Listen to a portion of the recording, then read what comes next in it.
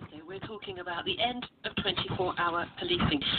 David Lammy, the Tottenham Labour MP, has hit out at what he calls a cack-handed policing plan, which he says will be a red rag to criminals after a decision to cut back on opening hours at a police station in Tottenham in his constituency. He is referred to the pilot scheme, which has started this as cack-handed and wrong-headed. It's part of a scheme which will see 65 out of London's 136 police stations closing. Police officers based in post offices instead of in police stations, and some police stations only open weekdays or just in daylight hours. We'll see. We've already seen that in other parts of the city. Of course, as we all know, all criminals at 6 o'clock when it gets dark, or indeed 4 o'clock in the winter, just go home and watch a bit of telly and get tucked up in bed, don't they? They never go out committing any crime. There is no crime whatsoever, either at weekends or after dusk. So I want to know, is this the end of 24-hour policing in our great city? And are we at risk of handing our city over to the criminals after 6 p.m. at night? Are we in a situation where we will have no one to turn to? Because a police station to run to find police officers is the last bastion for a lot of people who fear that calling 999 will not actually mean someone will come to their aid. 0845 6060 973 is the number for you to call to have your say. I want to know, is this the end of 24-hour policing? Do you worry about police stations being closed in your area at weekends or in the evenings, about police officers in post offices? They can talk about them being in supermarkets as well, and just with pretty much half of our police stations in London being closed down. 0845 6060 973 is the number for you to call to have your say, your fears, as someone who's been a victim of crime or someone who fears crime. What's happened in your area? Have you needed the police?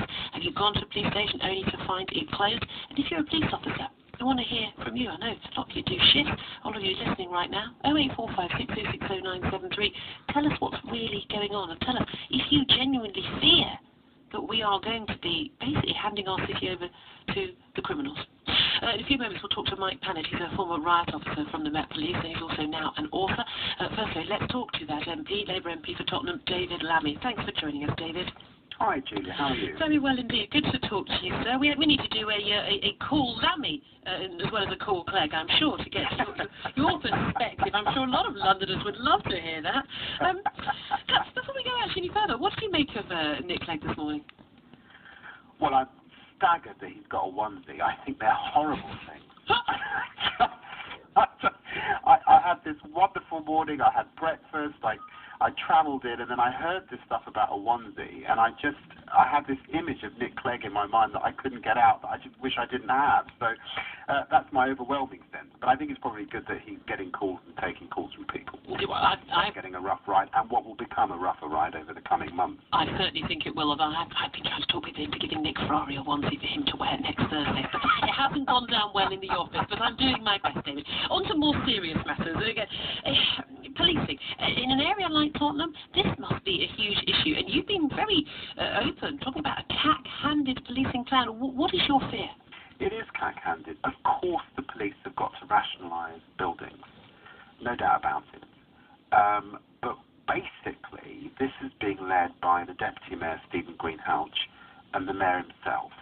It's become a very politicised process, and I think that your listeners will simply not be able to understand why a constituency like Tottenham will be left with no 24-hour police station. I think that is just extraordinary when you think, unfortunately, of the sorts of things that people can get up to after 6 o'clock in the evening. You know, in a place like mine, and actually right across London, people worry about gang members. They want to report a neighbour that they think might be selling drugs or doing something underhand. There has to be a place where a woman can go who's fleeing domestic violence. These are not things that necessarily happen between 9 and 5. Indeed, most of us between 9 and 5 are hard at work. And so it is of great concern that we're now moving to a policing model where you can sort of scramble over coffee drinkers in a cafe bar, or over people buying stamps, or indeed people shopping to report crime. And we're seeing major parts of London, the whole of Croydon, one of the largest outer London areas, now reduced from 5 stations to 1 I think this can only lead to an increase in crime over the coming months and years. One of my concerns, and they're no expert in policing, but where do the police officers who are pounding the beat and when they're writing up their notes and taking criminals in, where do they take criminals and where do they go themselves when they're off duty or processing a criminal if we don't have any police stations anymore? Well, I can't understand the plans because, of course, what we know is that the police are losing civilian staff who are being made redundant in droves. The suggestion is that they will keep the number of officers, but we know that the number of PCOs and junior officers are falling. So they're going to be spread really, really thin, is the truth. And I think it's really, really important in a city like London, in a diverse, multicultural, multi-layered place, that we keep at the heart of our system this idea of policing by consent, this idea that the police actually come from community. Therefore, it's really, really worrying that we'll have whole communities with no police building and no police present in sight. It can only lead to the sorts of scenes that some of us, Julia, you'll remember this, you used to go to somewhere like New York in the 1980s, and it was a really scary place, and there were no-go areas in the city. Yeah. There will be. I lived in New York in probably one of the no-go areas around that time, yes. Well, once you got there, it was no longer a no-go area, because I know you're a hardy soul, Julia. But you know what I mean. We haven't got that in London. It's not something that any of us want to see. But we know that there are parts of London teetering on the edge of it. This can only drive it in that direction. Just one final question. The police chief have also revealed plans for neighbourhood policing to change. Currently, each ward has a team of 6 officers and staff, and that will go down to just 1 police officer and a police community support officer.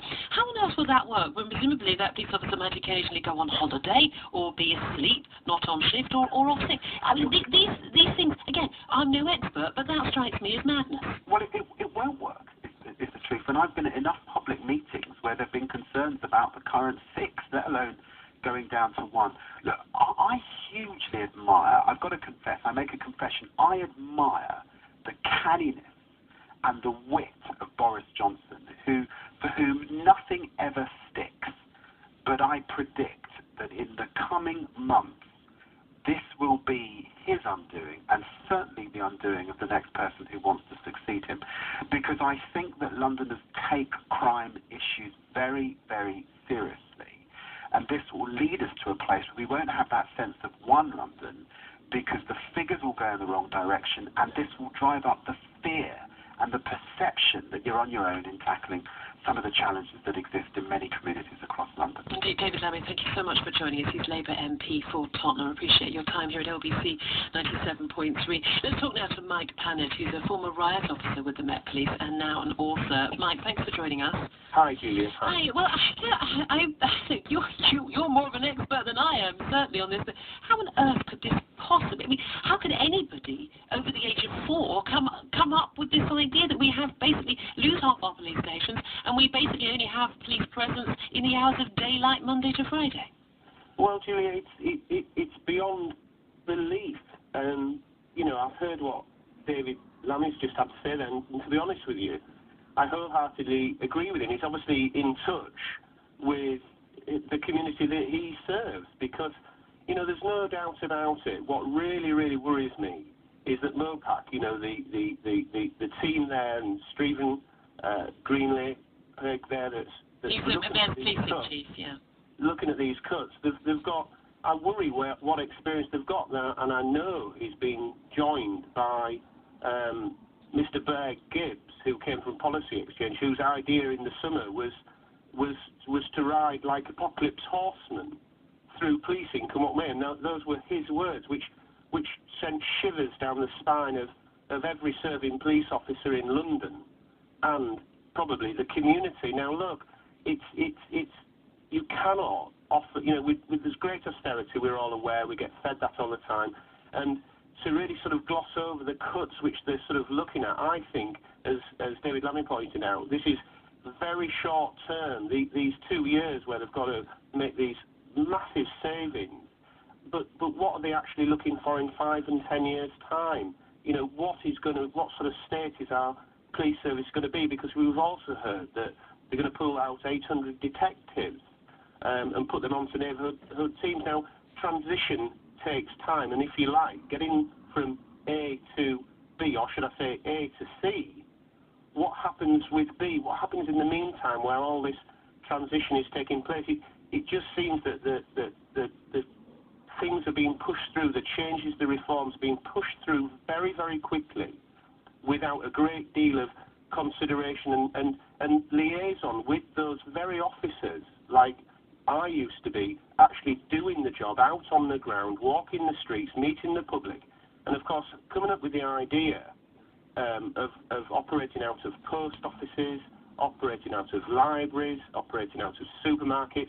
Well, that's all very good 9 to 5, but you know, people, when they come to speak to police officers and they want to report something which is very personal to them, or it's very serious crime, I think that you know, people go to post office for a specific reason, and that's probably to buy stamps or get a passport application, not necessarily to discuss personal issues within families, say, or you know, things that have gone wrong in their life. Because you know, coming into contact with police officers, obviously sometimes it's the most traumatic thing that could ever happen to and you might also not want you know, everyone you know standing in the post office waiting to buy a stamp to see you doing it. Right, one final question, because time's against us. I want to get an update on the travel and traffic situation. But the pretty practical question, it may sound very obtuse, but if we have so many police stations closing and police officers are going to have to come from such a long way to go and be neighbourhood police officers, what do they do during the day? I mean, if they're miles from their nearest police station. Well, if you're out on foot, I can tell you now, it's going to take you forever to get from one point to another.